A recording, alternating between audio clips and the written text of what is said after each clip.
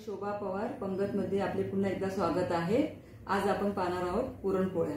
त्यासाठी लागणारे साहित्य आहे 4 वाट्या चण्याची डाळ, 3 वाट्या गूळ, 4 वाट्या मैदा, पाऊण वाटी तेल, 1 टीस्पून इलायची पावडर, हाफ टीस्पून मीठ, 1 ग्लास पाणी। गॅसवरती पाणी तापत ठेवले, त्या पाण्याला उकळी आलेली आहे। मी 4 वाट्याचे डाळ घेतलं होतं, ते डाळ धुवून घेतलेली 3 पाण्यातून स्वच्छ। आता ते आपण उकळलेल्या पाण्यात शिजायला घालूया आणि मंद आचेवरती डाळ शिजून घ्यायची आहे आपल्याला। आपली डाळ शिजते तोपर्यंत आपण पीठ मळून घेऊया आणि हे पीठ साधारण 1 तास अगोदर तरी भिजवून ठेवावे लागतं। पीठ घातलंय, मीठ घालूया आणि चपात्याच्या पिठांसारखं घट्ट नाही मळायचं आहे आपल्याला, हे सैलसरच मळायचं आहे, तरच आपल्या पुरणपोळ्या चांगल्या होतील, खुसखुशीत होतील। आपली डाळ शिजलेली आहे। आता ही डाळ आपण नितळून घेऊया चांगली। हे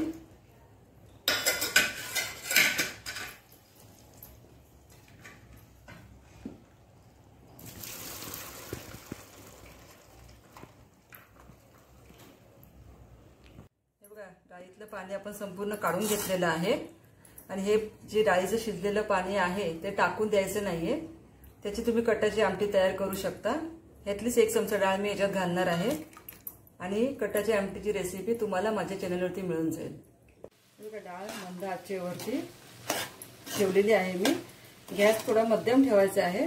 डाळीतलं पाणी सुकलेलं आहे, तर आपण हे गूळ घालून घेऊया। गूळ आणि डाळ एकत्र करून घ्यायची। गूळ विरघळेपर्यंत डाळ आपल्याला हलवत राहायची आणि गॅस मंद आचेवरती ठेवायचा आहे। डाळ खाली लागता कामा नये। हे बघा, पुरण पातेलीतून तेल सोडू लागलेलं आहे आणि गॅस मंदच ठेवा आणि गरम असतानाच पुरणातून काढून घ्या, तर आपलं पुरण चांगलं बारीक वाटलं जाईल। आणि पुरण वाटून झाल्यावरती आपल्याला याच्यामध्ये इलायची पावडर घालायची। माझ्याकडे पुरणाचं भांडं आहे, तुमच्याकडे जर पुरणाचं भांडं नसेल तर तुम्ही मिक्सरमध्ये ग्राइंड पण करून घेऊ शकता। आणि सारण आहे जे आहे पुरण ते गरमागरम वाटा, म्हणजे लवकर वाटलं जाईल।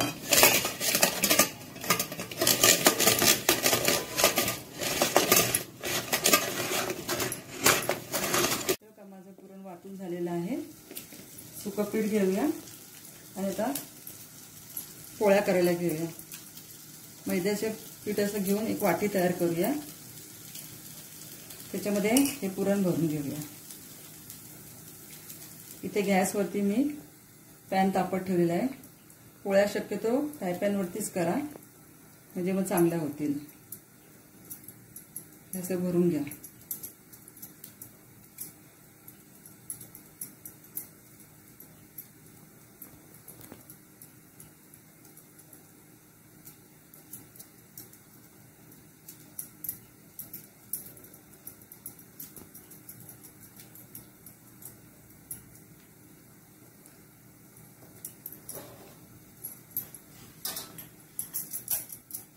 पोळ्या शक्यतो हलक्या हातानेच लाटा, म्हणजे पुरण बाहेर येणार नाही।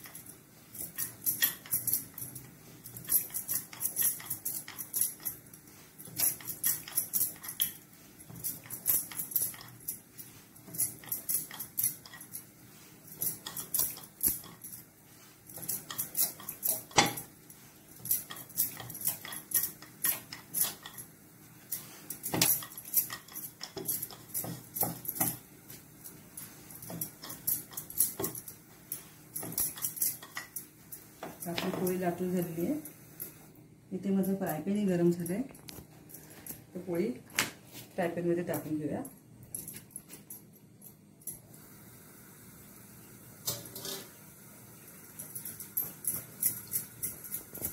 पोळी आपली साईडने झालेली आहे, ते आपण पलटून घेऊया।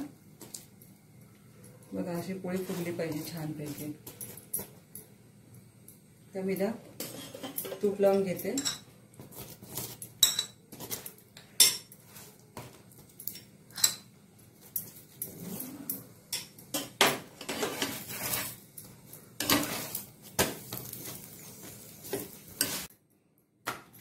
परत एक घेऊया। ही पोळी तुम्ही तुपाबरोबर कटाच्या आमटी सोबत किंवा दुधाबरोबरही खाऊ शकता।